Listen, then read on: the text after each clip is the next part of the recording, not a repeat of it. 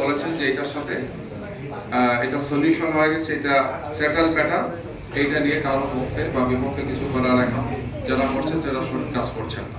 ISPR মাধ্যমে সেই বিষয়টি আপনাদের সামনে আসছে। আমরা এটা বললাম এই কারণে যে এটা একটা বড় বিষয়, যেখানে একটা বাংলাদেশের স্বাধীনতা এবং সার্বভৌমত্বের অত্যন্ত প্রহরী আমাদের সেনাবাহিনীকে বিতর্কিত করার চেষ্টা করা আছে, যার সাথে জামাত ইসলামের অবস্থানটা খুবই স্পষ্ট যে আমরা এবং দেশবাসী সব সময় আমাদের স্বাধীনতা এবং আমাদের সীমান্ত প্রহারা সহ আমাদের জাতীয় নিরাপত্তার সবচেয়ে গুরুত্বপূর্ণ যে প্রতিষ্ঠা, এটাকে বিতর্কিত করার কোনো সুযোগ যাতে কেউ না পান সেটা আমরা আপনাদের সামনে তুলে ধরছি। এবং এই ব্যাপারে আমাদের অবস্থানটা সবসময় স্পষ্ট ছিল, এখনো স্পষ্ট আছে।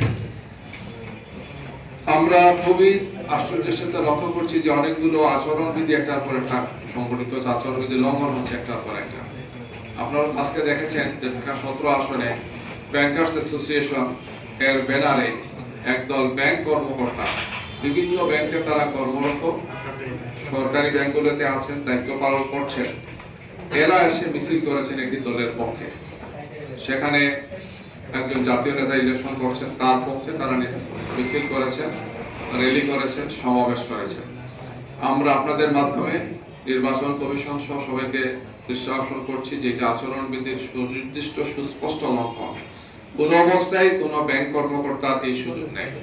এছাড়াও আরো দু একজন ব্যাংক কর্মকর্তার ব্যাপারে আমাদের কাছে তথ্য আছে যে তারা নিজেরা এই দলের পক্ষে তারা সরাসরি তাদের ডিভাইস থেকে তারা বক্তব্য রাখছেন, বিভিন্ন কৃষি কার্ড, এই কার্ড যেগুলো তারা কার্ডের রাজনীতি করছেন, সেই সমস্ত কার্ডের রাজনীতিতে তারা ভূমিকা রাখছেন, যেটা একজন ব্যাংক কর্মকর্তা পারেন না।